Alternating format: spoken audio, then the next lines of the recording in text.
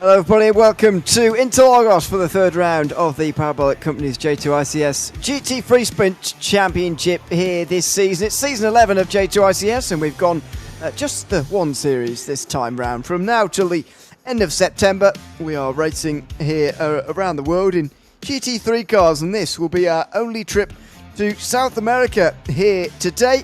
The Interlagos Grand Prix circuit, as always. Myself, Ewan, Team Biggles will take you through the action, as always, for this second,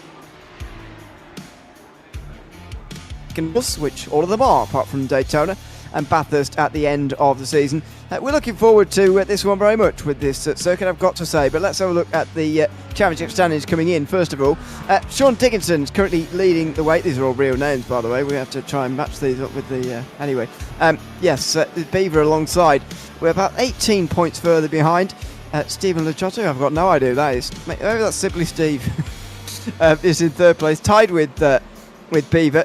Then Joshua Spears, who does use his real name. Adam Henwood, the top five. You can see the rest of them on your screen there. But yeah, as you may know and may have seen, we do, for most of the drivers, use different names to their real names in the session. We do use these team names though, and SimCity Racing have been dominating so far with Dickinson and Joshua Spears. 49 points in front of Loveseat with Team FX. It's not a team I'm familiar with, actually. Third place for the moment. Night Racing Blue jumped up last week, as did not actually Bob Racing, who were up to 7th place after not scoring very many points at all from the opening round of the season. So that's where we stand after just 2 rounds, but it's very, very early on in the season. And Biggles, I think it's noticeable, actually, the difference in the first 2 rounds to this one, probably. The difference in next week's race as well, actually. This Interlagos round, in those first 4 weeks, I think very much stands out as the best circuit for racing and a real Grand Prix circuit as well. It's one of my favourites there, Ewan, as to be, I mean, it's Interlagos, my friend. It's an anti-clockwise circuit as well, too. So seeing a driver there of Joe Venezzi weaving down before he makes his way down into the Centre S's. Of course, this is a track where you and I've seen before, and you probably have over your years too, that you can almost go too wide throughout the whole circuit. That doesn't happen in too many circuits when you can do it, but you can. I wouldn't recommend 3 wide. Yeah, and also one of the only circuits that I know on the planet too that literally has a palm tree that has its own little barrier inside the barriers. So it goes to show that Brazilians are like, hey, don't touch my palm tree, my friend. It's not up for grabs. You cannot hit it. You'll see it probably at some point as they climb their way up into the Duck's Beak and all the other corners that were, okay, yeah, that's Duck's.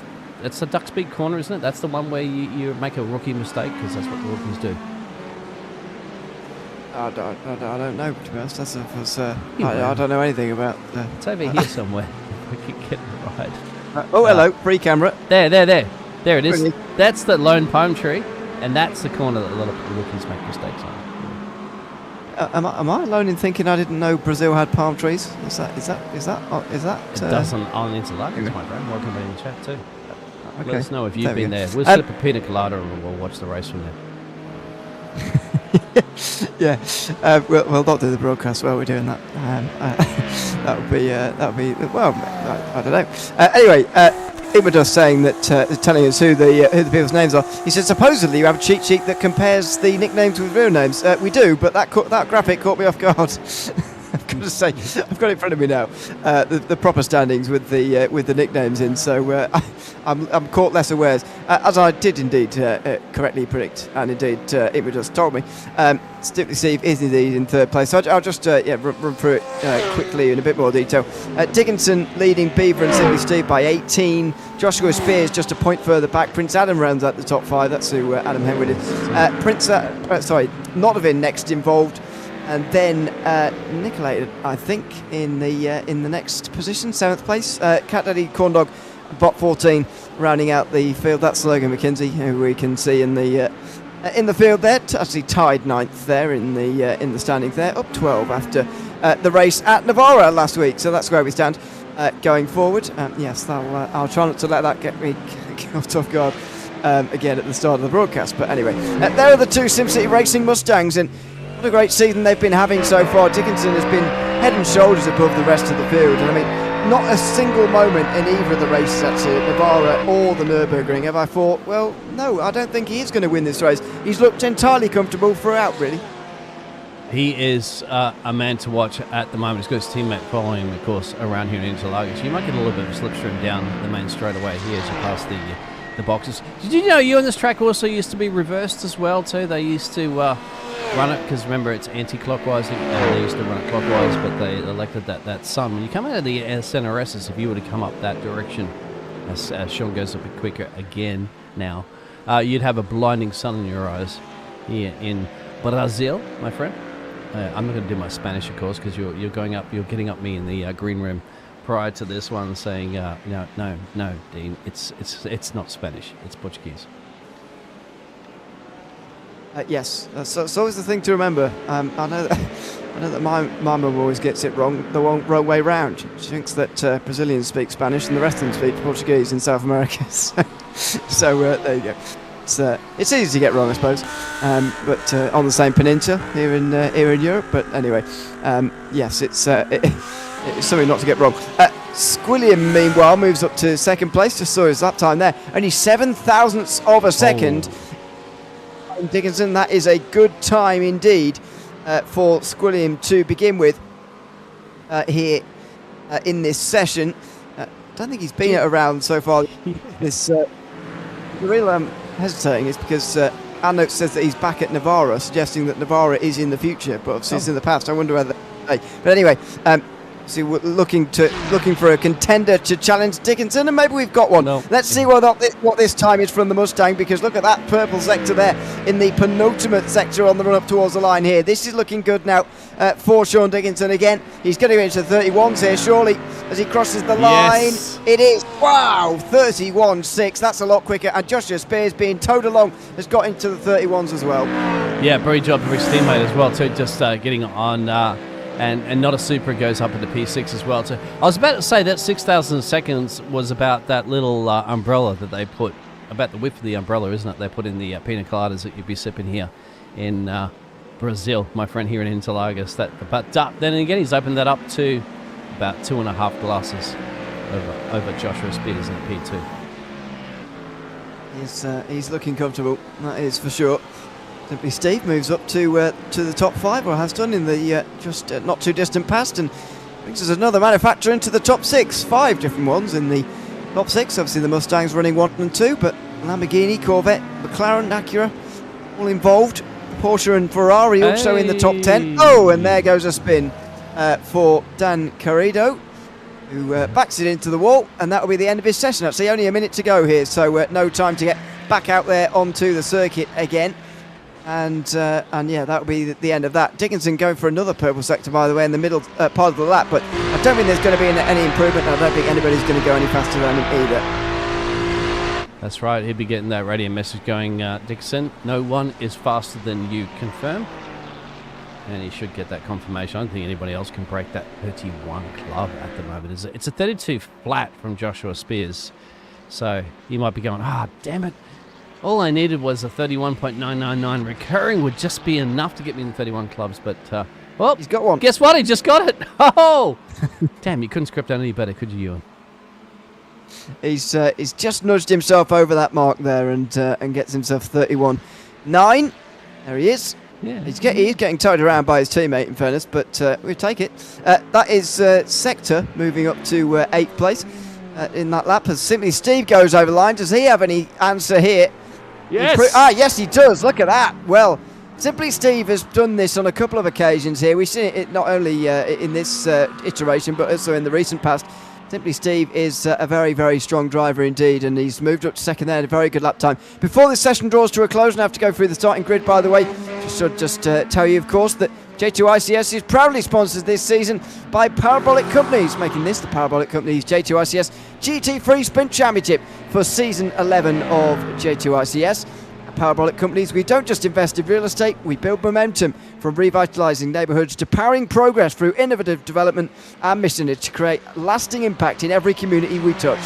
Whether it's laying foundations or backing fierce competition on the virtual track, Parabolic brings precision, passion and performance. Parabolic Companies, grounded in growth, driven to win. And we thank them very much for their title sponsorship of this season. The GT3 Sprint Championship, what I've got to say, has been a real success taking off here this time round. We've seen huge numbers to start the season with in J2ICS. It's absolutely wonderful to have, and it's not tailing off either. 30 drivers entered into this race, 32 got into the practice server at least at some point. Now, that doesn't often say much in this series because practice is 4.5 hours long, just on the lead up to this race. And so you can pop in at any time, but hopefully all of those 32, although the bottom two didn't actually qualify, hopefully all the 32 will get themselves onto the grid. I can tell you, by the way, that we have seen faster times than this in practice. Simply Steve has done a 31.4 in the practice sessions. Squilliam's done a 31.2. Admittedly, different conditions can be at play for any of those practice sessions, but nevertheless, just interesting to see that Steve has gone quicker in the past in this at this track in these cars, which is now just drawing to a close, the end of qualifying, before we go forward to the race very, very shortly. One or two other things to tell you about, of course, in the way of building up to this race is the amount of penalties that we had after the last round. There was lots of midfield positional changes because of them, because it's so close, and so those point standings just changing around a little bit. We'll see whether those the rate of penalties continues on over the course of this season, or whether they'll tone it back just a little bit. We will wait and see, though, as the drivers now get themselves onto the grid. We can have a look at the starting grid ready for this third round of the championship. It's Dickinson who is on the pole ahead of Simply Steve. Joshua Spears and Squilliam are on row 2 ahead of Jen and Dan Carrido. Then it's Black Bob, Wallace and Sector on row 4 ahead of Not a Supra and Notovin. Surprisingly down in 10th. Jibe is the last driver in the top, within a second of pole, I should say. Jarbanese is then in 12th. 13th place has gone to Bob Nova with Corndog alongside. Stassi and Jason Manuki are next, ahead of Springflower and Nicolaya. Urko and Zach are rounding out the top 20 with the Omega and DC on row 11. Then it is Dylan Meyer and Prince Adam on row 12. Slightly surprising to see Prince Adam down there. He's 5th place in the championship, down in 24th, as you can see there. Garlic Dog and Brandon Dean are on row 13, and Logan McKinsey and Hughes Dallas. Pebble and McMurk round out the top 30 of guys who did qualify. Tegish is 31st, and he is on the grid as it stands, despite the fact he didn't set a time. And Troy Banks is not on the grid yet. That is a bit of a concern, but they're not rolling yet, so hopefully he does get onto the grid in the next 30 seconds or so that he can begin this race with the rest of the field. Well, there they all are, lined up on the straight on the way towards Ferradura, turn 6, and turn 7 as well. But Dickinson's certainly going to be the one to watch, the one to beat here. But I wonder whether Joshua Spears getting pushed down into third will be a blessing in disguise. It allows the two teammates to be lined up on the inside line together there, and Simply Steve might well just get bullied out of that on the way towards turn number 1, since he's on the outside of two big Mustangs there. Yeah, traditionally qualifying in pole here, if it was standing still, of course, it would be a little bit of a different, a rolling start, but traditionally the pole sitter has the inside line, not necessarily the best position going into turn 1 here in Interlagos, my friend. So that'll be very interesting. And yeah, it's more important too that you mentioned about how quick they were during the practice session. Now that the conditions don't seem to have changed that drastically in the weather. I mean, it can absolutely bucket down here in Interlagos, but there's no sign of rain at the moment, just a little bit of cloud cover. It's just interesting that, do you think some of these drivers are basically just holding back a little bit and just seeing how their race pace is going to be, preferably over their 1 or 2 lap qualifying pace? There are the conditions, as you say, and a lot of discussion actually before this race about tyres, which is unusual for this series in the advent of whole tyres for these GT3s.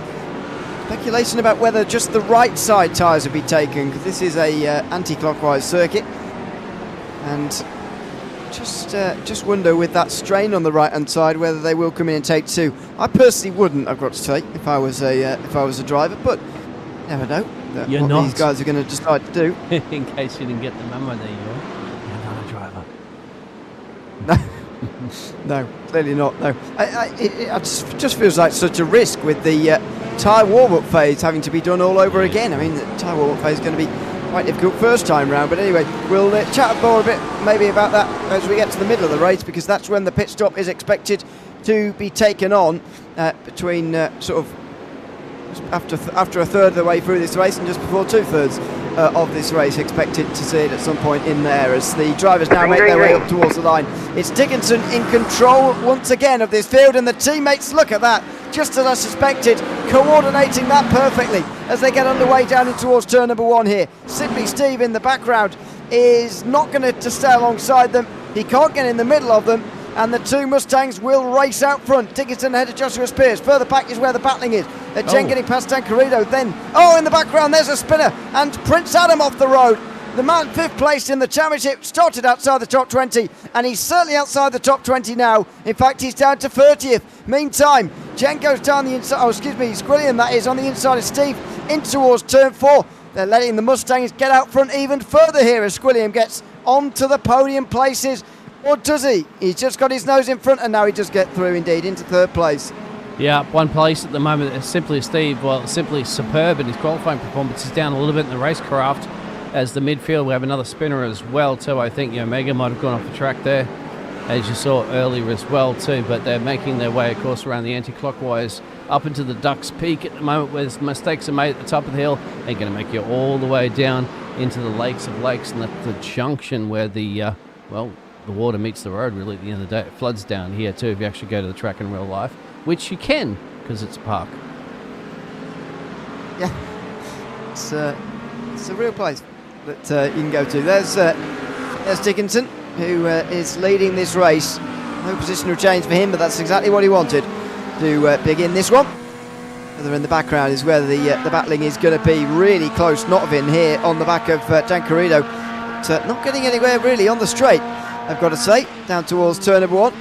And no double file in front of him either. They all take different braking zones, different lines on the way towards that opening chicane. And look at that, Corrida not with the right line there at all. But all single file on the way towards turn number 1 at the end of lap number 1 as well, which is a little bit unusual for this circuit, but everybody taking things nice and calmly to begin with.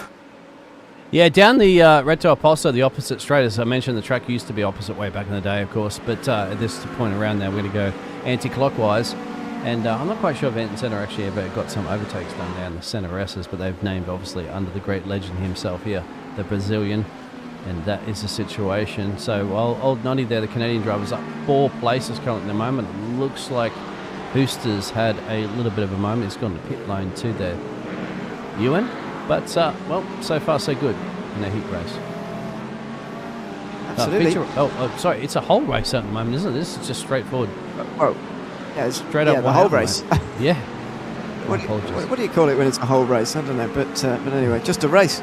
Yeah, I guess. Squilliam close to Joshua Spears he was into the final corner. He's just slipped away now. He's actually gone slightly off track as well. Something to just keep an eye on here. Who's getting close to the limit? We'll see if keep an eye on everybody coming into pit lane. Maybe Bob Nova certainly running off the circuit there. Urko getting past him, and DC getting quite close as a result as well, as the leaders are very single file, which is unusual. Bob Nova is going to be passed though, because he's run on to the front straight, not very good, and so there you go, straight through for Urko before, and DC now comes through immediately. Bob Nova tries to respond, but couldn't do it in towards turn. Well, though he has forced DC a bit wide. Here's side by side between 2 Corvettes, and through goes Springflower and Logan McKenzie on the way through the Senna S as well. So it's back in the pack, really, where we're watching for the battles at the moment. I was going to say back in the pack, back in black. And as the AC/DC song goes, Nova Supera putting some pressure there on Black Bob Wallace. He's got GB for company at the moment. These names are just absolutely fantastic. And Not a Super is definitely not a Super there. And that's GB behind him currently at the moment too. It's interesting. I'm just reading it there from Penny. She's out there saying, why aren't you out there racing at the moment, to one of those drivers? But we might have to go up to the business end, my friend, because Joshua Spears is now under attack there from Squilliam after the switcheroo between those positions. Absolutely. I think Squilliam is surely odds-on favourite to go through it, but he's just not getting the runs where he needs them. That was a little bit wide. That will be another off-track as he comes out of Junxiao that time round. And Joshua Spears here is going to be under pressure, but look at the power of that Mustang in comparison to the Lamborghini. We know that Squilliam is going to be a competitive driver this season. He always is in J2ICS competition, but this is a struggle when you're facing the uphill battles of manufacturer differences. It is very, very difficult to try and overcome, and that's what Squilliam been feeling at the moment around turn 3, and even in the slipstream he's just getting nowhere with passing those Mustangs. Was he expecting some weather conditions as well to get the lights on?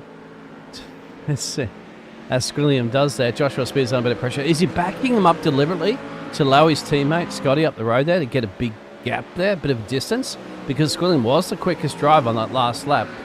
First driver in the 32 flats. Well, not the 32-1s yet. 31s, my apologies. But that's what they did for qualifying, my friend. They're almost doing it here on lap 4 in race pace. Heavy fuel loads too.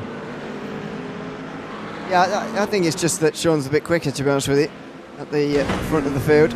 And no one can stay with him. I don't think if Squilliam was second, actually, he could stay with him either. But he certainly seems quicker than Joshua Spears at the moment, which does make you wonder whether he could stay maybe with the race leader. We'd like to see that as neutrals this season. Somebody challenging Sean Dickinson at some point throughout this season. So we have a look at what happened to Not a Supra here, down in towards the first section of corners. We checked in with him earlier, but he's put on the inside curve there through turn 2. Oh, he's hit the wall pretty hard as well. You notice they never put tyres there? You know how many cars I've seen go into that barrier? They never put tyres? I don't understand, my friend. Put tyres anywhere else. Don't worry about a place where drivers crash up the inside there. Squilliam. This is what we love about Interlagos, my friend. You can go side by side. He's going to tuck in behind. Give him a good run down to Retro Posso. Straight right now. DRS would be activated if you're at a Formula 1 car. Don't need that. He's in a GT3. He's just got pure speed. And he's going to tuck out. He's going to go on the outside. That'll be the racing line. Defensive goes Joshua Spears.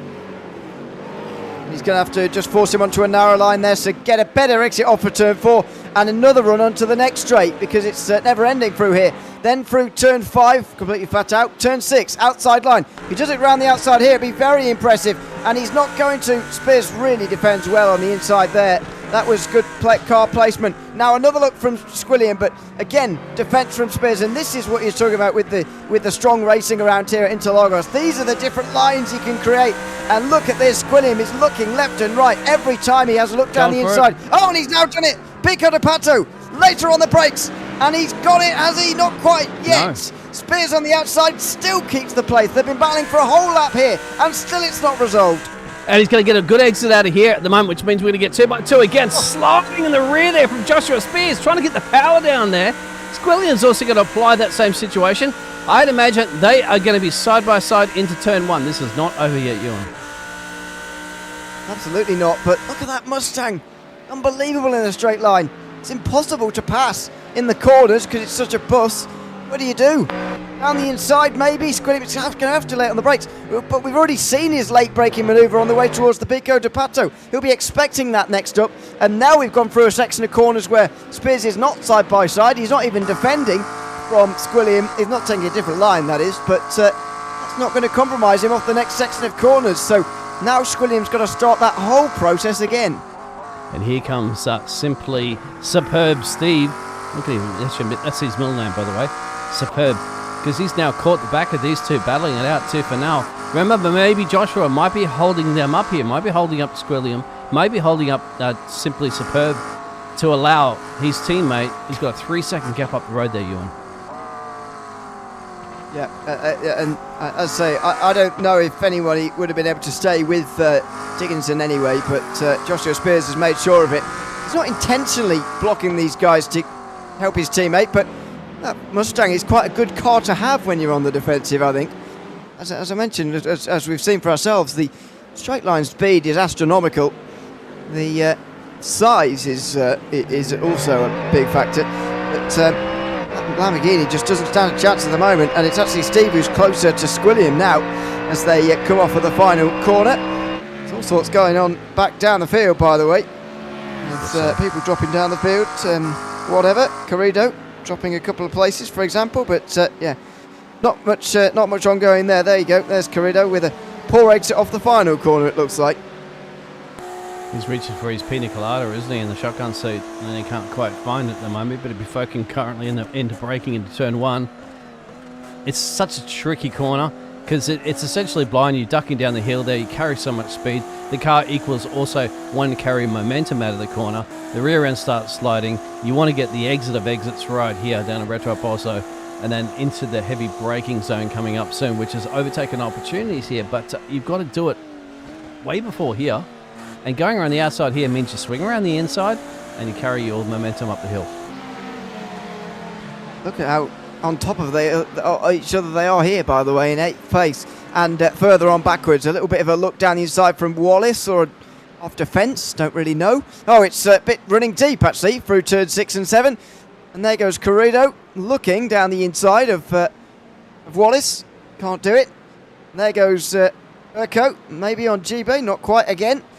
This is the kind of racing you want to see.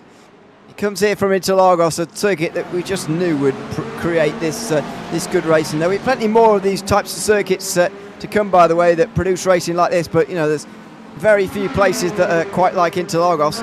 Meanwhile, he's not of it. I'd imagine this patch won't be too difficult on Gent.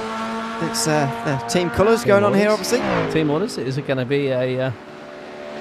Is Zach Brown sitting there going, nope, we're going to allow them to race? Papaya orders in purple cars. Yes. Well, blue, I'd say. Yep. But anyway. Oh dear. 3 wide, nearly. No, but definitely 2 wide. On the way towards turn 1, there's a late dive in there from Urco as well. I think that was. Yeah, it was. And he's going to get through, I think, on the exit inside turn 3. But Blackburn Wallace gets to the front of the group. Corrido next involved, then GB. And look at this. Urco not quite clear of sector yet, who's got a better run. Of course, that Porsche not quite as strong in a straight line either. He's got the inside at turn 4 though. Round the outside for sector. Oh, was there contact? Not sure, but he's wide. And there you go, Urco into 11th position. And in the background, they were 3 wide, by the way. McKinsey, Nicolay and DC were all there. And they still are a bit side by side. Going towards 6 and 7. He's relentless at the moment in the midfield. We're nearly 15 minutes in already. Oh, goes wide at the moment. He's going to release the Kraken on the inside. There's the Porsche of DC. We'll get the job done. I only found out what Kraken was the other day there, Ewan. It's a get your cryptocurrency, my friend. Go talk to DC about it. I will not, actually. Because I've got no interest. But there you go. I thought that was a game. No, is that it's not crypto. It's one of the major cryptocurrencies in the US. Okay, thanks. Oh, contact, Ewan. Contact, and McKinsey is sort of off the road. Tigish is, I think, going to let him back on without punishing him for the mistake. But Tigish has made some great progress, by the way. So far, up 13, and you won't be surprised to learn that is the biggest mover of the day so far. But he didn't qualify, and that is why it looks slightly bigger than maybe it otherwise would be. That positions gain counter for him. As we go back to the battle for 8th place. It's just settled down here for a moment as well, but they could do with it. 13 minutes of pretty breathless racing so far. As backwards it doesn't end. Oh, and just as I was complimenting him, Tigish has gone for a spin through turn 2. That's on you, Ewan. That's your commentator's blessing right now from one of the legends in the voices of motor racing over there, and it's Tigish. You can contact. Oh, I don't know why. I mean, they got a little slow out of the centre S's, but maybe it went a little too quick in the centre S's. 6 to 1, half a dozen to another one, Ewan. He tagged the back of the Corvette in front of him. I don't know which one it was, but definitely tagged someone there. Was it? There are no more Corvettes that have passed him anyway. So yeah, they just tagged the back of him going through turn 2 there, and it spun him right the way round. Oh, speaking of which, not Supra's difficult race is continuing here. That's a couple of spins now in the first 15. Yeah, I won't go back and show the replay of that one because he probably won't want to see that again from us, but not too much. He could lose. Corndog also had a little bit of a moment as well, too. They're running in 25th and 26th in this race. But the advantage of that one there, Ewan, is I've still got 45 minutes to go, mate. A couple of pit stops there, a couple of pina coladas, you're back in this one. I'm not sure that's going to help. Down towards turn 4, and the pressure's coming off of Joshua Spears at the moment. He's actually holding the gap to Dickinson as well, which is pretty impressive. But he's got a 3-second head start already, Dickinson, which is not as good news.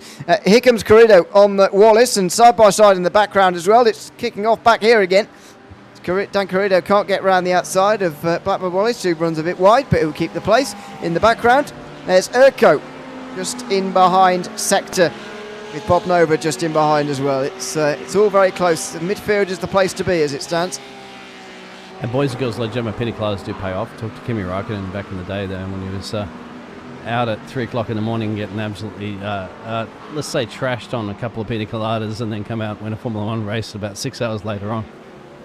But then again, you have to be Finnish to be able to do that. Don't recommend Maybe. that. No. Indeed. There's Tigges trying to work his way back through again as we go to the 2 Porsches. Wallace versus Dan Corrido. That's a big slide. And if GB was a bit closer, he'd be able to punish him for it. Might still do. Less than half a second, but it's a significant gap. So might be difficult to actually close in here enough. Yeah, it will be too difficult to close in enough as well. Just shows how important that final corner is, and that run off the final corner. If you don't get it, you're nowhere near by the time you're at turn 1, because that Acura's faster in a straight line. It did catch up towards the end as well, but not close enough, as Williams set the best lap of the race last time round, by the way. He's doing it, but he's got some chatter out there saying just wait till he loops it in turn 4, apparently. Not so a fan about that. Don't worry about that. It's really, listen to the up and down shifts there for the 84 there. Joshua Spears is trying to hold off, of course. Oh, just a little love tap at the moment there from Squillian. He wants to get the ultimate exit up the Ducks Peak currently at the moment. This is a rookie mistake corner I was letting you know about that the Brazilians have named it. Climb your way down into the junction corner, which actually switches off to another track, I believe, when they do that. And then you got to climb your way up the hill. If you can get a good exit out of here, definitely overtaking opportunities in the turn 1. Well, there certainly are. And is he close enough? That's the big question here. Mustang has been such a looming presence in this race for Squilliam so far. I bet he can't wait for the pit stops, but that might not provide him with too much joy because of the amount of traffic that's behind him down on the brakes, and just nowhere near close enough here. He's got to get Spears offline somewhere. There's no use waiting for an error here, I don't think, because that just, it might come, but it's going to come in a long time. So, got to force him offline somewhere. That's what they managed earlier on in the first 10 minutes of this race, and he's got to do it again here somehow. But how do you start that bit of side by side? That's the difficult bit. It's not difficult to work out what you need to do once you've got side by side once, the cutbacks and whether to run around the outside or go for the cutback and the later apex. But this part is really tricky.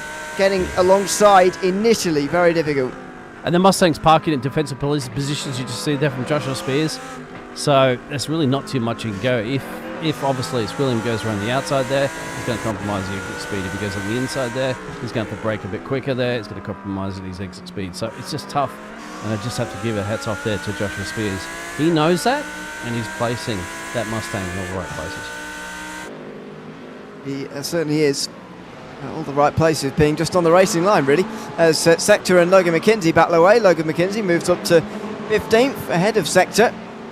And you've got Prince Adam and DC. Prince Adam trying to rework his way back through the field here, by the way, after qualifying down the field and then having a disastrous start. He only started 24th, and then he spun on lap number 1 as well. So he's now 17th place in the field, and technically up about 10, I would say, in this race, not up 7. The spin he had earlier on. He got close to Sector there briefly, but DC is now right back behind him again and really close. But Porsche versus Mustang, there'll only be one winner in that battle. And which one would that be? I'm just curious. Not the one we're riding on board with right now, that's for sure. We have bias up in the commentary box here. All right, well, no sponsorship for them. The company was about to send you a new car there and saying thank you very much for all your years of commentating, but we're not sending you the car anymore because you just talk trash about it, as we're going to see a little side-by-side action up here for P8 and 9. It's just a thing with the GT3s, isn't it? The Mustang in a straight line is quicker than the Porsche. Most cars are quicker than the Porsche actually in a straight line, but either way, Dan Carrido again applying the pressure to one of those Porsches. You imagine they're a little bit easier to overtake, but this is what I was talking about with Joshua Spears. Even if you're not actually side by side, you've got to force the driver in front onto different lines, and just look at the way that affects them around here at Interlagos. Carrido not quite able to capitalise here, but again he's having a look at the Big de Pato, and again Wallace just forced to go on the defensive line, and it just opens things up for you. Each corner leads into the next around this circuit until you get onto the front straight or the one before turn 4, but all of them other than that lead into one another, and you can go for cutback after cutback after cutback, and now surely he's going to have a chance towards turn 1. And the Porsches, as you mentioned, they don't have straight line speed, but they are a cornering car. They can handle very well in the corners. But this is where the straight line speed is going to come into play here at the moment, and it's going to choose the outside line. So defensive goes Wallace. Side by side, and Carrido's got to stay there for the inside at 2. This is where it gets tight. Good space given between the two, and good respect shown as well. If either of them had been too overly aggressive there, then they would have, certainly one of them would have spun round, and they did a great job at avoiding it. Wallace goes on the defence again there on Carrido, in towards turn 4. Dan Carrido right round the outside again here. This is good respect shown, and good battling between the two of them as well through this mid portion of the race, really allowing Debay to catch up. Look at this. Door to door in towards turn 6.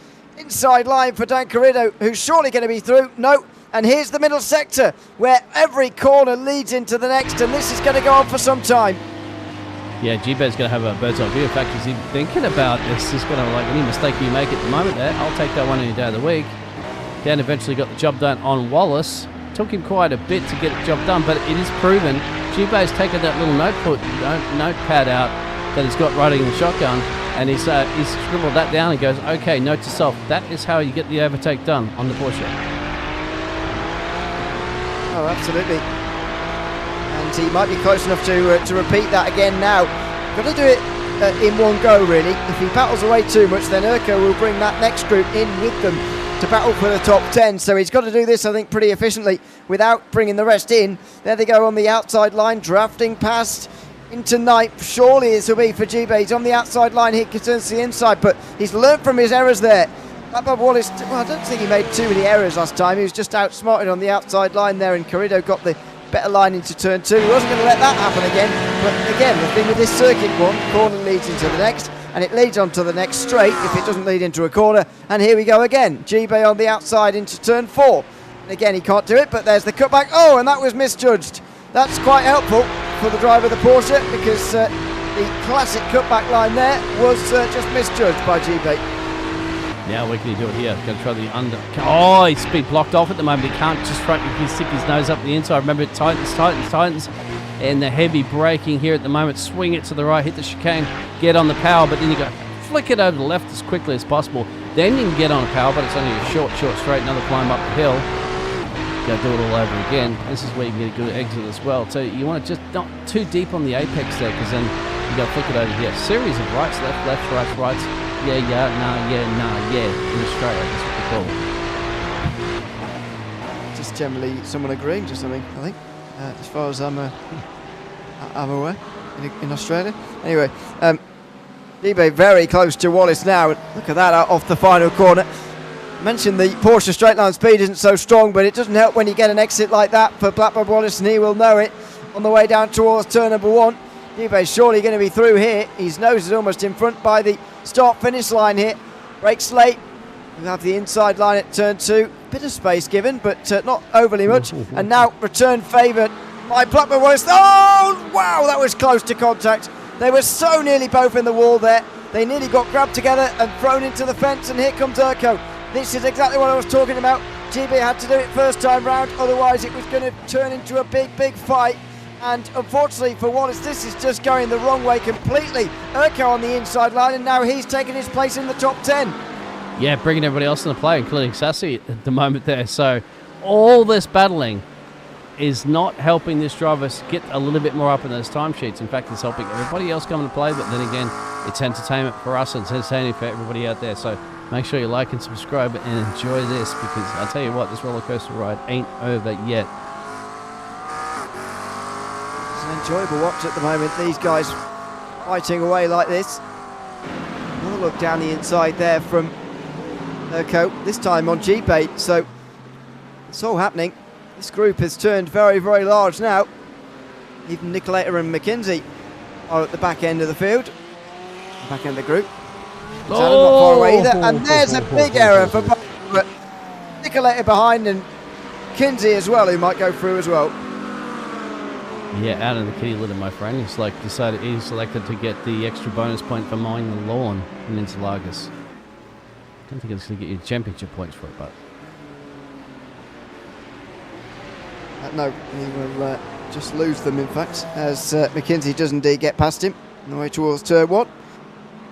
And this group just settles for the first time in a while. I'll say that at the back end it's not. Bob Nova and McKenzie still go for it. Nova recovering from that moment off track down at Junshao. Oh, they're very nervous. Oh dear, they have made contact now. Very nervous when they run side by side close like that. Yeah, very easily connect and get in the wall. More contact. Although they give it to the space on the exit. Bob Nova and McKenzie are really going for it here. Prince Adam is now just watching. He dives into turn 6, watching these two around the outside. That's very impressive from Bob Nova, if he can keep this place, and he's got a lot of work to do before that. He's now, though, behind, and there you go. Through goes McKenzie. He's got his whole car in front. Bob Nova gave it a very good go, though. Now it's up to the Prince, my friend. He says, one day I would like to be a king. In order to be a king, you must move your way up through the field. At the moment, he's going to get past Bob Nova, over McKenzie. Well, he's got to get past like 13 or so cars there. But remember, to Ewan, this is going to get a good overtaking opportunity right now. He's going to get a slipstream. We don't have any pit stops just yet here in 1 hour endurance race. Not yet, but the pit window is very much open, I would say, and well, it's close to. We're close to halfway, so you'd imagine that pit stops are going to be viable very, very soon. As into turn 1, Prince Adam wasn't actually quite close enough on this occasion. He's shortened somebody else's nickname, by the way. Dear. As Prince Adam goes straight through into 15th place. Not sure what happened to Bob over there. Not sure why he went wide at all. That's probably that little bit of pressure that mounts up, doesn't it? You see a car just filling your mirrors. These objects may appear closer than what they are. Certainly in Interlagos, and drivers get thrown off by that, and then all of a sudden make a little bit of a mistake, like a couple of cars go through. Nicolator, of course, wants a 2-for-1 special, aka Black Bob Wallace, sassy up the road. And so it's just thinning out this group a little bit now. Dan Corrido no longer at the head of it in 8th position, but there are guys catching up from behind. So that's Prince Adam and Sector, for example, catching up to this group. And in any case, the race is going to be upturned now by a pit stop phase that is not too far away. They make their way around the left-hander just before Junshao on the brakes, quite sharply there for Sassy. See whether Nicolaita can make the move here. They're all going to be on top of each other down towards turn 11 again. If you look at the exhaust that comes out of Sassy's car as well too, he's doing a flicker every once in a while. Goes in the pit lane. That's what it is. It's a downshift. So, And, the Canadian goes. gone down to pit road first, my friend. Squilliam has made a mistake somewhere, by the way, because he's dropped right to the back end of the field. So he was running in 3rd place, just in behind the Ford Mustang, and Squilliam has gone wide through turn 2, curve at turn 3, spins around on the brakes. Please stop. Doesn't stop. Into the fence. The rear wing comes off. There might be some rear end. Oh, there's pretty bad rear suspension damage on that car as well. So Ibandus' prediction of a turn 4 spin didn't turn out to be correct, but the spin did happen. Fortunately, it was at turn 3, and it's cost him a good run in this race. Oh, I think the car's sliding at the moment there from Nicolato out of the corner, just trying to put the power down. This driver's going to be close to a pit stop now. You mentioned about the tyres. They're going to take 2. Are they going to take 4?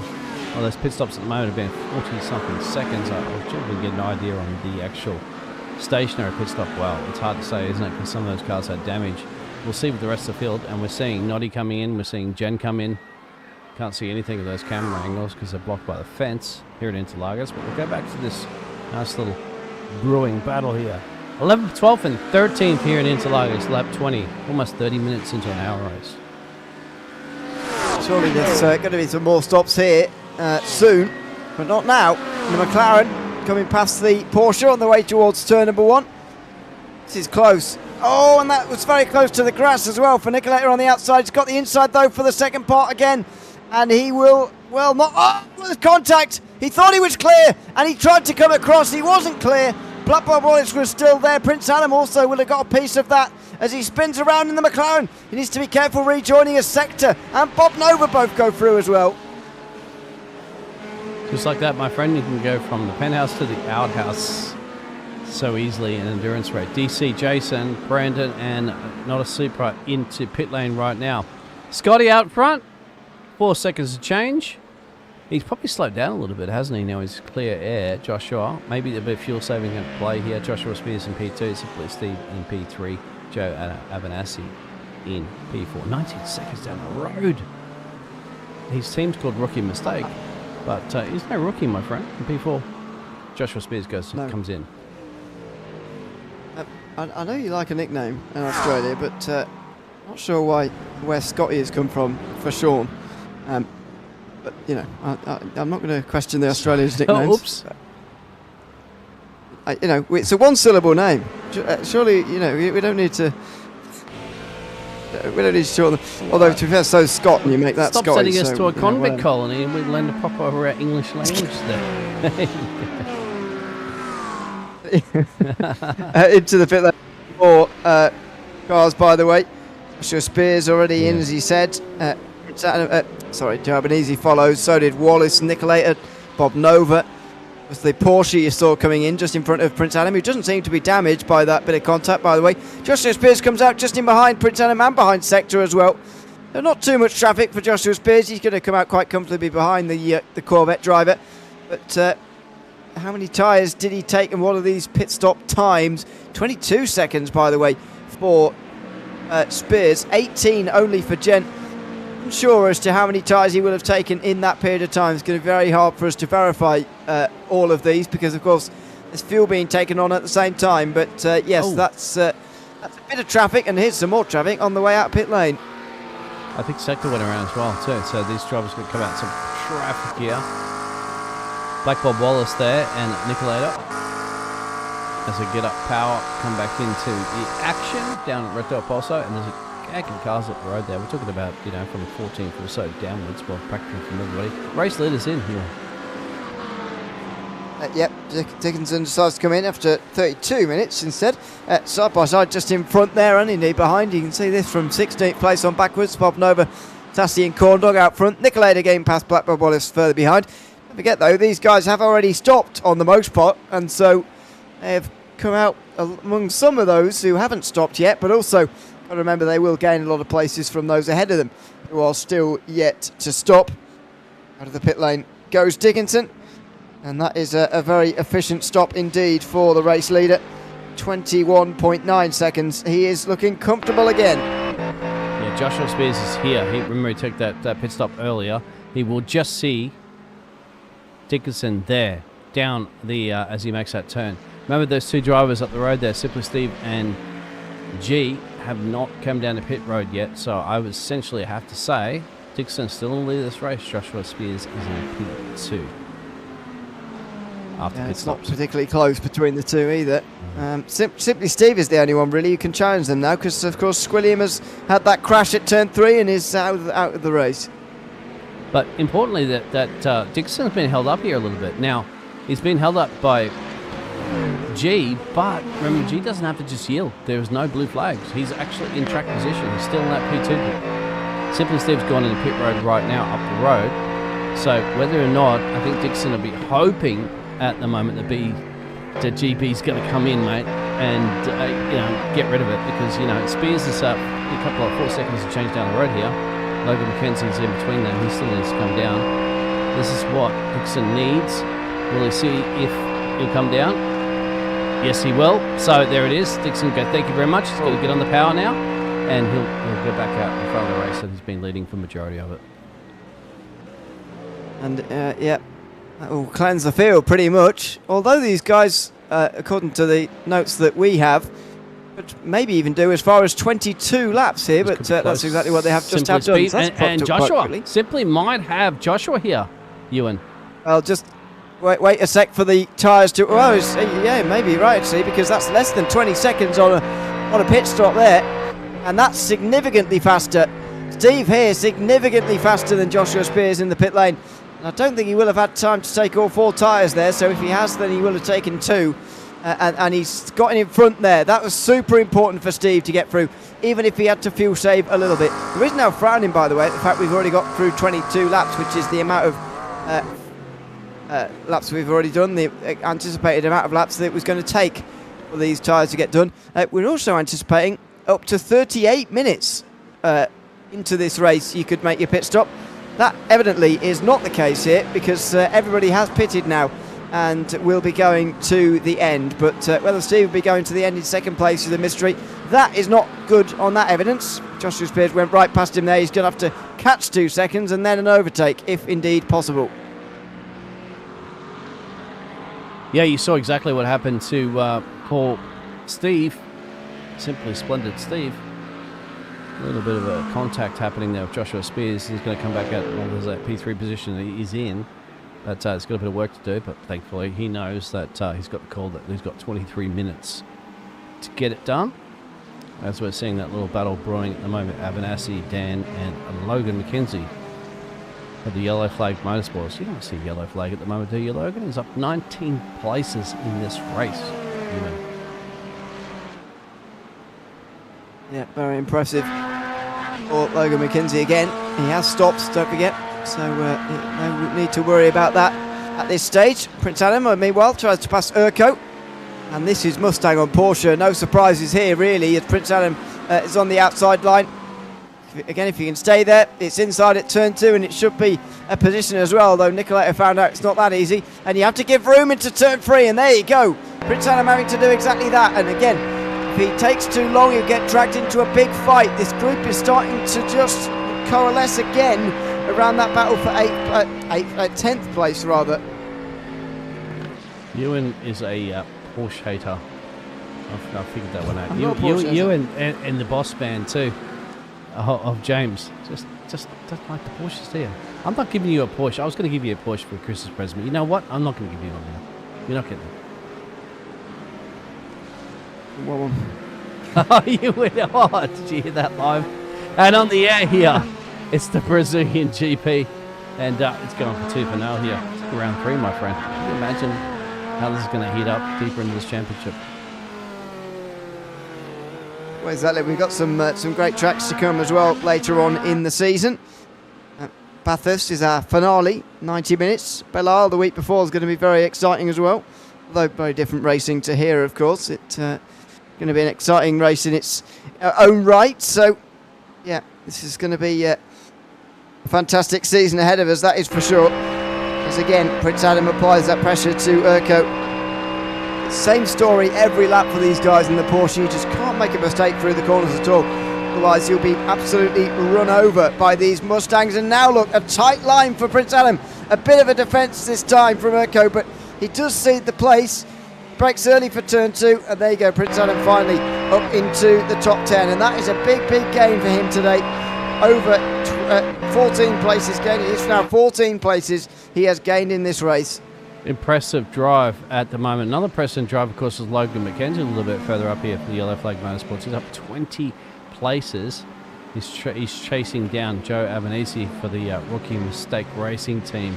And, of course, not a given, Noddy, I'm just going to call him Noddy, and his teammate there, Jen, up the road there, battling it out for 4th and 5th. Race leader, 6.5 seconds up the road from Joshua Spears. It's very impressive from Dickinson again, as you'd expect, as Jen runs a little bit wide. And didn't they swap this way round earlier? Not even getting past Jen. Maybe I'm misremembering that. Maybe it's the other way round. But these two certainly swapped as teammates earlier on in the day. As they approach 20 minutes to go. Multi-21 set. Might do it again. Yeah, there you go. Yep. That's a multi-34. You know the 1 and 2 reflected the car numbers, not the positions? No, Mark Webber never drove on that car number 2. They had to. That was back in the days where you didn't get a choice. Oh, was it? I always thought it was the positions that they were at, but then I might be wrong. Something in the chat. Why would 2 be in front of 1 then? How's that a thing? Because Mark Webber was in the second position. He was they had in codes, number 2. remember, back in the day. They had to because they couldn't do team radio because they get trouble with the FIA. And then, of course, the Formula 1 Association said, let's get rid of that because everyone's getting annoyed with it. Let's just say what you want to say on the air. And now there's just beeps all the time, isn't there? This car's a bunch of beep, beep, beep. This driver's beep. And he's blocking me for beep. Yeah, exactly. Better to just let them say what they, because they always get away around it, don't they? They're doing it anyway. All right. Yeah, exactly. Thankfully, we don't have team radio on here, so we don't have to worry about. I get the beeper button ready. No, exactly. We don't. Not me. Oh, big spin! Big spin! Tassi on the power there, coming out of turn 8 or turn 9, and that was. I was lucky not to find the fence actually. That McLaren there. Now had to reverse up a little bit just to get back on the track again. Nicolator's going to come through as well, back down to 20th, well-ish. And Nicolator does move through into 19th place. So a big spin for Stassi, something you don't see very often in GT3 there. An on-power slide into a spin, as there's a look from McKinsey down the inside. Can't get through on Joe Albanese, who is defending hard and goes way too deep into turn 1. This is going to be trouble towards turn 4. Absolutely, it's got to get him on the exit, isn't it? Retro Bosso should be get a good little drag strip down here at the moment there. And we were just talking about beeps before. I'm pretty sure some of those beeps were coming out of that cockpit before from that mistake. That's side by side. McKinsey can't get past just for the moment in towards turn 4. Albanese still on the defensive here. He's going to have to be. McKinsey has made so many overtakes today. He is probing another one. Oh, look at that through Ferradura. That was very tight as they ran through there. Inside line from McKinsey, and he is up to 6th position in this race. So another great overtake made. That's 21 places gained now for him. More importantly, go past the teammates as well. So will Dan go past? Yes, he will. So it looks like Logan's run wide and just let Dan go. All right, go get him. Go get him. Here, kitty. It's your turn now. Logan McKenzie's up 21. Dan's down 1 on the hunt for the yellow flag motorsports racing entrance. That's a battle for 6th and 7th on your pitches at the moment, Ewan, as we're getting down 17 minutes and change left in this race. Thanks to Biker Pilot, by the way, another former driver in this series, who unfortunately is not racing today, who says that the rookie mistake team isn't a team anymore, that Joe Albanese is in our system, so we need to change him to P1 Racing because that's the team they've got now. Got to update your iRacing information, my friend. I'm pulling it all from your iRacing profile server, but we'll sort that out obviously for the next. We'll override your iRacing profile. Corn Dog? I think a few of them might need to be overridden, to be honest, because they do change very often, the team names, as we know. They're not particularly for Albanese. I know he changed it a couple of seasons ago as per Biker Pilot, but we'll get that sorted out because there'll be a proper teams fight actually. Although SimCity Racing are slightly running away with it at the moment, it's good to have a proper teams fight here this season amongst a few more teams. We didn't get so many in the past with 2 driver efforts in every round and so on. And so far we've proper dynamic in this season, as you would do with a grid of more than 30 that we've still got, by the way, 27 of running in this race. Squillian's out, as we suspected he might be. He might well have the fastest lap at the end of the day, though. Springflower also out, along with the Omega as well. Didn't make it past lap 1. Dylan Meyer and Troy Banks didn't start this race. They are going to finish down at the very back end of the field. But this is it's a good thing to look into as we have 15 minutes to go. A ball with Corn Dog, who's on the back of Bob Nova here in 13th position. Here comes the Audi, looks up the inside, rather getting in his head there a little bit, or trying to, on the way towards turn number 1, and nothing doing that. Not on Bobby, mate. Bobby will see through that one and be like, "Corn Dog, get your corn dog, get your corn dog. Corn Dog's here at Interlagos." And Bob Nova says, no, thank you, mate. I had a corn dog earlier. Just wasn't up to my cup of tea, as you British would like to say there. But the Polish driver having none of that, and he knows for a fact that Corn Dog's going to have to throw a little bit more dummies into that one in order for him to take the bait.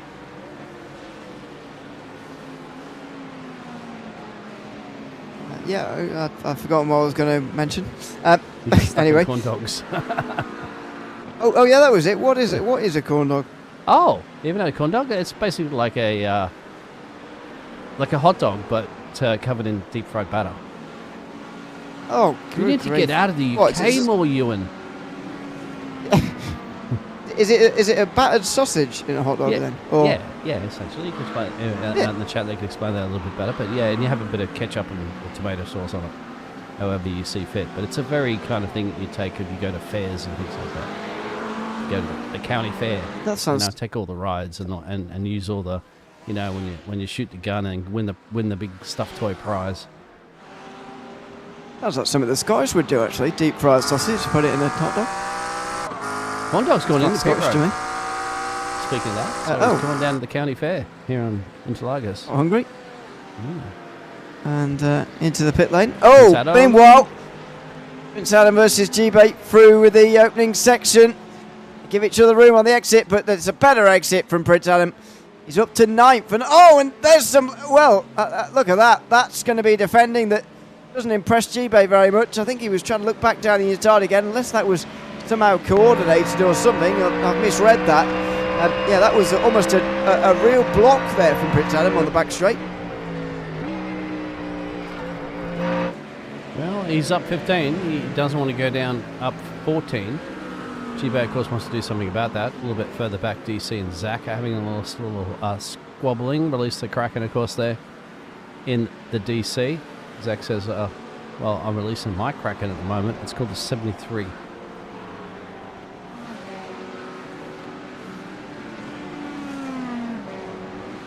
So it was Zach's teammate, Sassy, clearly, who went for that spin before, because this is an Iron Brew car. It's very very distinctive. Do they get Iron Brewed over in America or not? I just moved back to Australia, so I can't tell you what's in the Americas at the moment, but perhaps in the chat they can let us know about that. Yeah. Do you get that in the UK? How popular is Iron Brew in America? Yeah. Yeah, there's another battle brewing up again. We've seen this before. This is to not adjust your pitches. The TV is exactly the same. This is not deja vu. This is these two drivers going at it again. The green machines battling for P11, 12.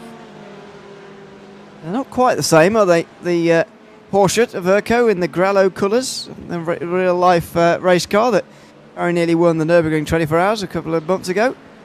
And towards turn 4, keeps that position but goes wide. Now we run the real pressure from sector in towards Ferradura, but no, again, no way through. He's defending a bit needlessly, I've got to say, Urco at the moment. Even when there's nobody alongside him or even really near him, he's taking a defensive line into some of these corners. Oh, that might be a little wide. A little bit of an undercut here, but you've got to switch at a route to the left there. You want to hit that right there, the apex, probably a little too deep in the apex. See my little lone pine tree up there where you and I will be sitting back there later recapping this race. Love to commentate there one day, Ewan, but I'm always afraid that somebody might hit the lone pine tree, but nobody's ever has before in the past. Nobody's ever hit that thing. I mean, it's way off the racing line, isn't it? Into danger zone. It is a long way off, so I don't expect it's there anymore either. It's still there. No, it's there. In real life, I mean. Yeah, absolutely, it's still there. Yeah, Formula 1. I didn't know. Formula 1 still races with it there on the track. It's class 1 track, remember, so they haven't cut it down. You won't cut a tree down in Brazil. Not here anyway. No, oops, I shouldn't even say that, should I? No, We'll edit that out later on. Thank you very much for tuning in. Lap 32. About 10 minutes and change to go at this one. We haven't really shown too much at Dickerson up front, my friend, because he's running away with this one. He's already gone deep into the Amazon forest to protect the trees from being chopped down. It's one of the funniest things you've said, that. that was very good. Unintentionally funny. One of the most unintentionally funny things you've said. Yeah, I don't deliberately intended to say that. Oh dear. There's Sector still in behind Urco. Strange line from Urco a little bit there, and now he's got something to defend on the way towards the middle sector. But no, again, there's just been non-stop action through the midfield, isn't it, so far? We're 50 minutes in now. Only 10 minutes left, and this is further back, not even the midfield. There's Corndog again, though, after his pit stop, or his second trip through pit lane, I should say. He passes Not a Supra. It's his second stop, by the way, of just 12 seconds this time around, so not really sure what's gone on there. Haven't been following his race too closely, to be honest with you, but he's just made his way back into the top 20 now. And this battle's still brewing at the moment between the green machines, or lime machines, lime green, whatever you want to call it. But there it is at the moment with Bob and Ober just lurking in the background as well too for the Porsche that Ewan is expecting in his car garage for a Christmas present. There he goes down the inside, Urco. Oh, and Sector's still just about there. Nova will now get the best run of the ball. Look at that. Through turn 3. Got to be careful he doesn't bobble over this curb all wrong, and now he's on the inside. Is he going to get the help of the Porsche? Not really. Didn't get that slingshot that was needed, really. And in towards turn 4. Oh, he's barely alongside. And he cannot go through. And then a load of understeer there. So he will stay where he is. Ima just says that Urco had a Corndog when he was here for Goodwood, which I... there you go, my friend. That's in your neck of the woods. We do have them. On. Yes. Not not really. Not by UK standards. That's not close. But anyway. All right. There goes by the end DC, of the season, by the way. somebody send a corn dog to Ewan, okay? And just reach out to the admins at B. We'll get his address and we'll send it to him. And obviously, Ewan's a fantastic commentator as well, too. So if it takes a corn dog to let him know, then by all means, get that done. Well, he did say, Imados, don't waste the postage. I should just find one in the current island tell I'm James, already on. Just reach out to James. James can send it to Ewan if you don't want to send anything internationally. Or all drivers here from the United States and stuff like that too. So, yeah, just send it. Just tell James to get a corn dog there for Ewan. He was at Goodwood, wasn't he? This 2 weekends ago or whatever, 3 weekends ago. He was. So could have got one. But James, if you're listening, there we go. I didn't know what one was at the time. In fairness, I've only just learnt it 10 minutes ago on this broadcast. So there you go. Sector with another great run on Urco here. Surely one of these days it's got to come off. 7.5 minutes to go, and surely the time isn't going to elapse before he makes an overtake. They're very close. Nearly contact towards turn 4. They just about give each other respectful room there, and only just. And Urco still on the inside, ready for Ferradura, where he's held again and again and again, and he's defended, maybe against his better judgment on occasion, but that's round the outside from Sector. What an overtake this will be if it comes off. He's on the outside and oh no! He tried to go for the cutback. Bob Nova was there, and he's going to muscle his way through into 12th. Brilliant driving. He was just waiting, lurking out of the shadows, and stepped into the spotlight and said, "I'm here." Nick Letters now stepping out of the shadows into the spotlight. Zach in the background there. DC up the road. Last opportunities for overtakes, and it looks like Dan the man has gone around, my friend. He has. So out of the top 10, G-Bay will go through. Eco's not too far down the road. 2 seconds to change. He may be able to just hold on to that more important position. Quickly, we'll show you that replay of what happened to number 3.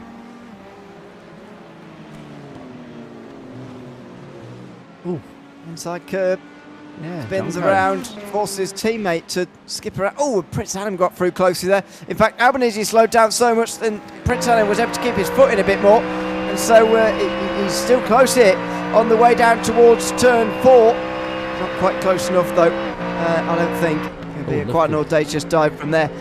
The shadows get a bit longer, by the way, because it is about 4 in the evening in sim time. I believe we're on today's date in sim as well, as Prince Adam looks again right and left here. Yeah. Listen to Way that. through. Gingerly on the throttle, my friend. Patiently defensive Through as well, Faraday, too, for just- Avenassi. It's got to be.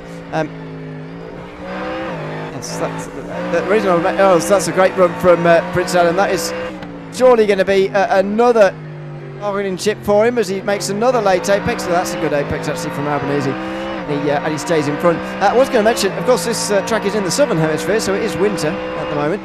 And No, cold. Well, no, actually, it's not too bad. It's warming up now.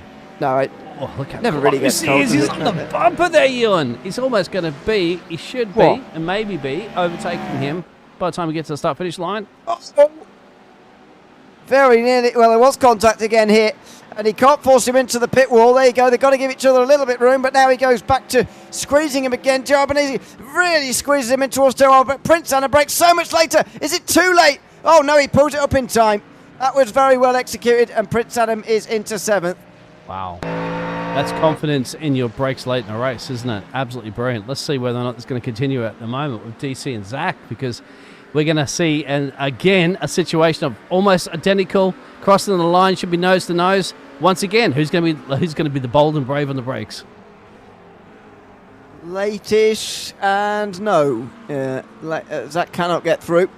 DC on the outside. Well, he's given a lot of room there, and too much. He's in the grass. And they're both going to go through here, the teammates. The two McLarens on the outside. Both through. Sassy will follow. Zach, who, there you go, sort of facilitates his move in the background. DC tries to do something about it, but no, not going to. And there you go, the two McLarens line is turned now. Yeah, they're going to continue to go line of stone as they climb their way back up the hill.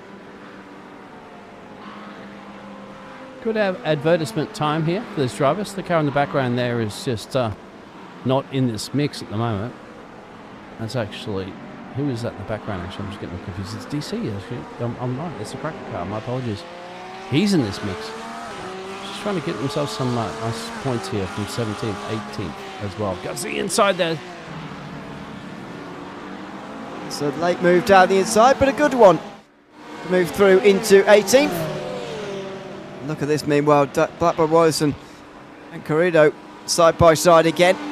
Just for 10th place on backwards. Urco currently holds 10th place with just 3 minutes to go in this race.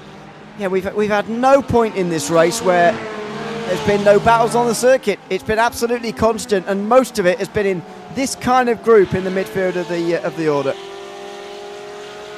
We've seen these two go at it. Dan's out of place, of course, down a couple. We saw that little moment before that when he had off-track excursion coming up very soon, actually, as we get into Sector 3. Out of Junko, actually. You don't see many people lose it there, apart from myself in a Formula 1 car many times in the past. However, these drivers are professionals, and I'm just an amateur, hence the reason why I handed my racing gloves over and happy to sit up with the air-conditioned commentary box. Well, yeah, it's... we've all driven this circuit in F1 cars before. That's, I reckon that's pretty clear. It's the one you reach for pretty quickly. You drive in this circuit, but it does provide great racing in GT3s. Or Brands Hatch immediately. Royal Britannia. You think? I don't know. Well, I'd go for Australia first. Actually, on the F1 cars, but there you go. Great circuit. Yeah, it's just the first one in the list. Don't feel too special. Back when I used to play them, that was the first round because. First thing that Ewan said, nice. It's like that British press about, don't like the fact that Oscar's leading the championship over the British Lando Norris, but we'll get into that. I don't think that's entirely true, to be honest with you. But you pick on Max Verstappen, you can pick on an Australian now. You want a British to win. You want a Britain to win. I think picking on Max Verstappen is totally justified, whatever nationality you are. True. That is Sector trying to get past Urco again for 10th position. Here he comes. Narrow on the inside, very narrow. He's going to... Oh, and he still keeps it, Urco. This has been a good defence in these last few moments here as the time ticks away. Final 60 seconds are upcoming now. And just as that happens, Dickinson goes over the line. There will be one more lap to go. Yeah. This will be a 39-lap race. And don't forget, for those guys, that means they've got a lap and a half still to go. Yeah, that means that Sector's got another chance at taking Urko here for a position switcheroo. It's a battle for P10, really, between the two lime green cars. Don't quite think anything happens, of course. You've got Black Bob Wallace in the background and Dan that can capitalise any mistakes. And now, I don't know how many times we've seen that before in the past, Ewan.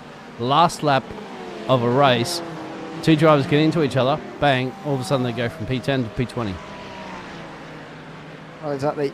It's so congested in this midfield, and we've seen that throughout this whole race, as the time is actually about to elapse for these guys, but they will go on for one more, and hopefully they've all got the fuel to do so as well, as Sector gets into the slipstream again now before that first corner. Can he have a go? No, is the answer. He's still not close enough in the background. No one's close enough either. So Urko doing another good job to defend here for this top 10 place, and what a defence it would be from him if he were to just keep it right to the end here. He's only 29th in the standings coming into this race, by the way, Urko. So this top 10 would be a big performance, and he holds on to the place again down at turn 4. Meantime, Sean Dickinson is about to come towards the start-finish line. The checker flag's waving. And for Sean Dickinson, it is domination again. This time at Interlagos in the Parabolic Companies J2ICS GT3 Sprint Championship this season. He finishes 1-2 for SimCity Racing ahead of Joshua Spears, who almost crashes into the back of him on the front straight. They can celebrate yet another 1-2 for the SimCity Racing team. It was that close. There was literally his gearbox. I'm just trying to find the right camera. There it is. Absolute celebration there for the team. They're going to have those pina coladas waiting for them, no doubt, there as Barney's waving that checkered flag for the rest of the field to come through. We'll keep it on this camera angle. Actually, we'll see everybody come through because it's a great domination. Oh, gotta slow it down, mate. Oh, don't wreck your leaders. They have to scrutiny those cars later to make sure they're in weight. This is going to be a good shedding lineup car here parts too, if you get crashed. There you go. There come the other team of Mustangs. That's Prince Adam and Albanese stops with them as well. Yeah, this is going to be a big crash if they're not careful. Over the line there goes Sector. He finishes just in front of Wallace. Actually got really challenged by Wallace there towards the end. Urko got his second gap there in the end. Oh, hello. As we're zooming in and out here on Sean Dickinson. Final battle to the line between DC and Corndog. You'll see that in the background here. And there they are, side by side. Only half a tenth of a second between them. But in the end, Corndog could not get past TC for that 19th position at the finish. Susie Dallas will be the final driver to cross the line.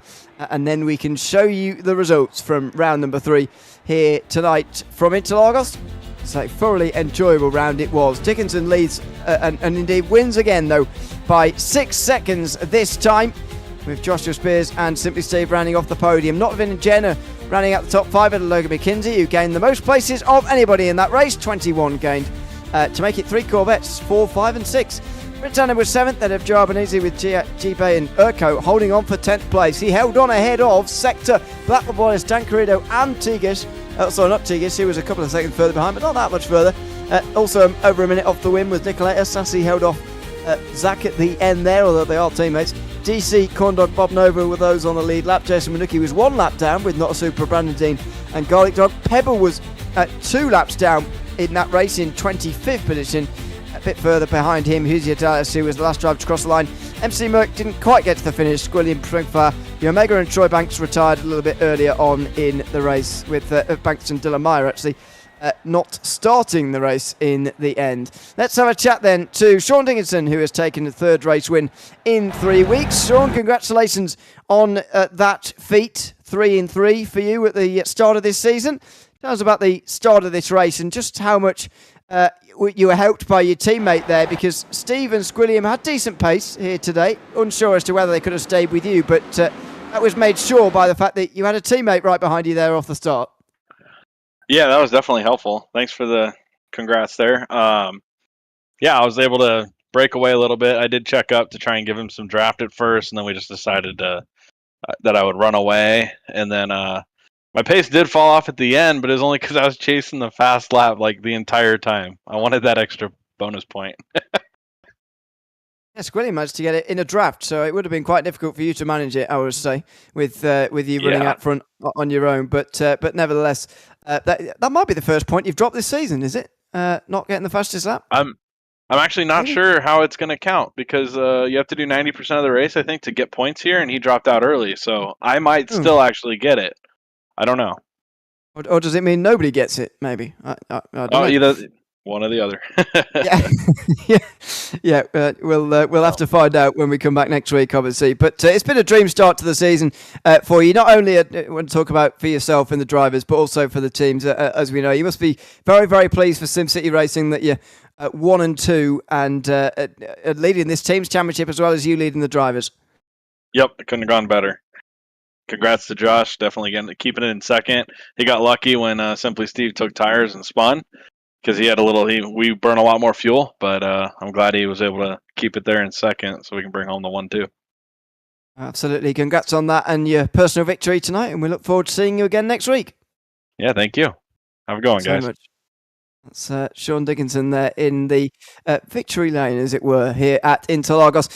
Josh Spears, just in behind, as we were just chatting about there, joins us now as well. Joshua, welcome in, and good to have you with us. Second place for you, but I want to start at the very beginning of this race. You managed to get into second quite quickly, but then you had quite a bit of defending to do initially on Squilliam and Steve before it just died down a little bit. Just what were those opening minutes like as you fought really hard to keep that second place?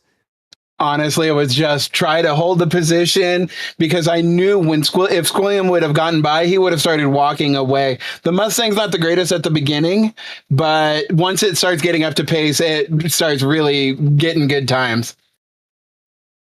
And what's it like to race against other manufacturers with? Because I've got to say, not particularly when we were actually watching your battle, but when we were watching other Mustangs further down the field against other manufacturers, the Mustangs seemed very, very strong in a straight line, which definitely helped them in their defence. Is that a trait that you're noticing as well? What's the main thing that helps the Mustang in one of these fights? It definitely is the exit speed and the top end it gets. I noticed, especially on the last corners where you could just wind out the car, that it just definitely had the top end. Like when Squilliam was catching up, he had nothing on me at the beginning, and then like the weakest part of the car is like the turnability. It's not the best turner, especially when you're trying to go into first gear. Well, I can imagine that just by looking at it, to be honest with you. It absolutely makes sense. Congrats, though, on getting it to second place once again behind your teammate Sean Dickinson, of course, winning the race. And thanks again for coming to chat to us at the end. Yeah, you're welcome. Thanks, guys.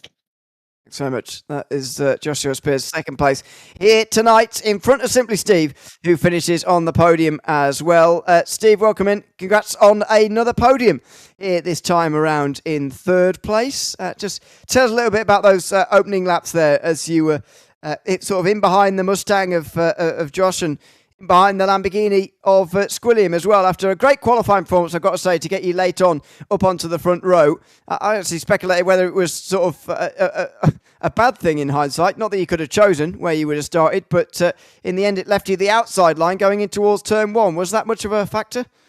Yeah, I mean, I had a really tough qualifying. There's a lot of folks on track, and so I was definitely trying to find the space. So I definitely didn't mean to wait till the end to set the lap that I did.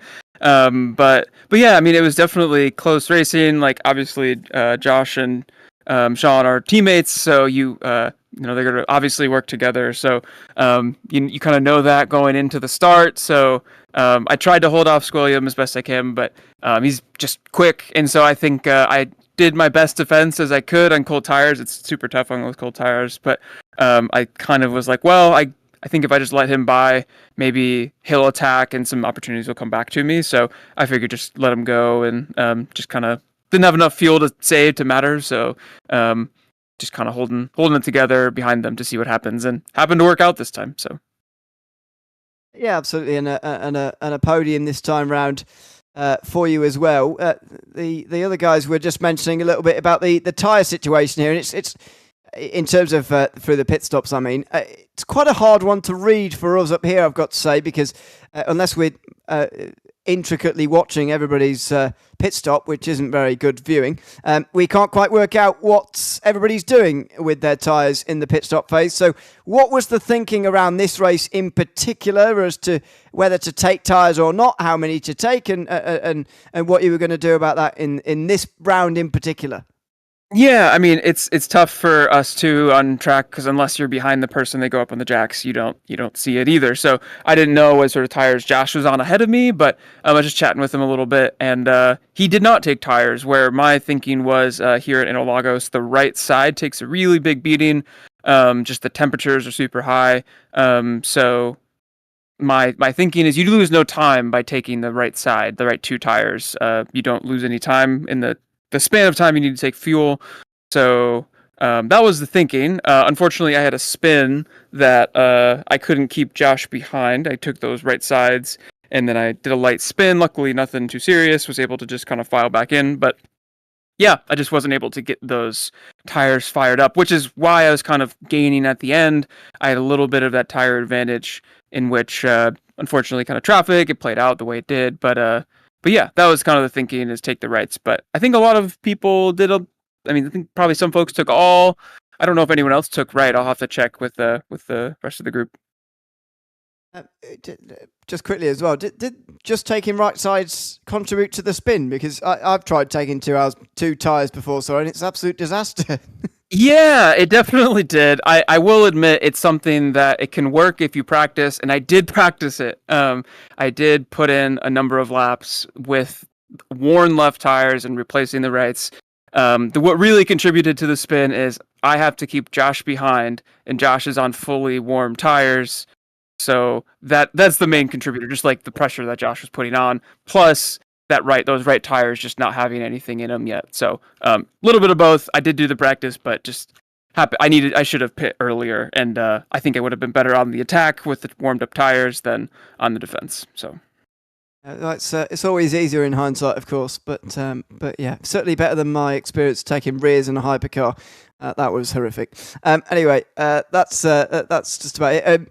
Yeah, thanks very much for coming to have a chat with us, Steve, as always, and as becoming regular. And congrats again on a podium tonight. Thank you so much. Shout out to my crew chief, my teammate, Eat My Dust, and my girlfriend, Natalie. Thanks very much, Simply Steve. Third place here tonight from Interlagos in the Parabolic Companies J2ICS GT3 Sprint Championship here tonight. There is your race results once again. It's Sean Dickinson who has taken yet another victory. I mean, what a good performance from them again, Biggles. But the thing I was most impressed with in that race was, we're getting used to Dickinson's dominance. I was most impressed with the racing through the midfield today. It was so exciting to watch all throughout that race. We had always a battle to watch in that race, which is not something we can too often say. Yeah, and the battle's back as well too. Noah Super ended up battling his way back up to P11, I believe, at the end of the day there. Wallace dropped down a couple for the 666 machine 5 positions. Logan McKenzie, remember, for the Yellow Flags Motorsports entry, he still, even though finished in P20, he still ended up finishing 21 positions gained. Tiggish as well had up and down adventures here in the roller coaster of Interlagos, 17 positions gained in P23. Though a lot of those drivers that were heavily in the spotlight, Corn Dog was up in there, ended up finishing P19. DC and Sassy, the Canadian duo, ended up finishing 15th and 16th, and G-Bay, Bobanova, Urko, all there. Joe Benassi, Sector. There's a lot of drivers that we showed here this evening. Of course, we didn't show those leaders necessarily at the front, Ewan, but it's a good race, isn't it, when you're not getting on camera for the JP Motorsports Broadcasting Network. I do believe McKinsey finished in 6th place, by the way, as the result says there. I think the timing is, for some reason, flipped around, and Squilliam's 4th on our timing. That's not true. That's right. That's right. Day early, dollar short. Sorry about that one. That was early on. But anyway, that's the way that it's finished. I think it will finish. Oh, there we go. It's just sorted itself out. McKinsey finishing 6th place, 21 places gained, the most of anybody today. But plenty of rises and fallers, as you mentioned, across the course of the day. But that's just about it from us here tonight. It's been thoroughly enjoyable once again here from Interlagos. I've been Ewan O'Leary alongside Dean Biggles. Until we see you again next week when we're going to the Charlotte Roval, and what a prospect that's going to be in 7 days' time. Make sure you join us for that. But from all of us here at Interlagos, it's goodbye for now.